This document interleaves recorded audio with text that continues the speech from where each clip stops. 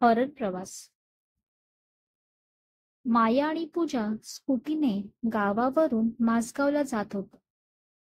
त्या दोघी बहिणी होत्या.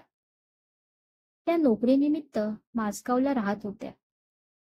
सुट्टीनिमित्त त्या गावी गेल्या होत्या. आता त्यांची सुट्टी संपली होती, म्हणून त्या रविवारी दुपारी 4ला गावावरून निघाल्या. जाताना त्यांना नेहमी समुद्र लागे, नंतर घाटाचा रस्ता. त्या रस्त्याला जास्त माणसं नसे. दोन्ही बाजूला झाडे होती. त्या ठिकाणी पोहोचायला त्यांना 6:30 वाजले होते.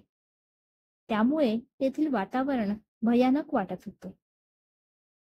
पूजा गाडी चालवत होती आणि माया मागे बसली होती. जाताना त्यांच्यात थोडी भांडणे झाली. त्यामुळे पूजाने मायाला तिथेच उतरवले आणि ती निघून गेली. तो रस्ता भीतीदायक होता. माया खूप घाबरली. रस्त्याला माणसे पण नव्हती.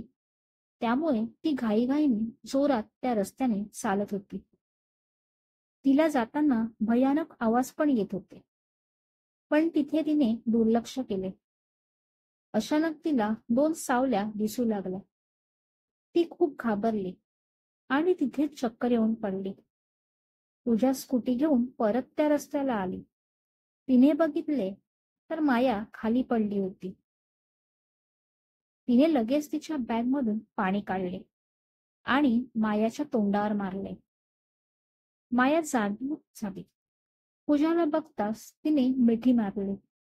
पूजाने तिला पाणी दिले आणि त्या दोघी स्कूटीवरून जायला निघाल्या. माया तिच्या खांद्यावर डोके ठेवूनच होती. 1 तासाने त्या माझगावला पोहोचल्या.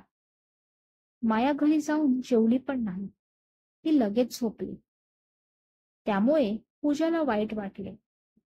रात्री तिला ताप आला आणि ती जोरजोरात ओरडू लागली, "मी नाही येणार, मला सोडा." त्या आवाजाने पूजा उठली. पूजानं मायाला उठवले. तेव्हा तिला कळले की मायाला ताप आहे. तिने तिला तापाची गोळी दिली आणि ती थंड पाण्याच्या घड्या मायाच्या कपाळावर ठेवू लागली. त्यामुळे ताप बऱ्यापैकी उतरला. पूजाला खूप वाईट वाटले.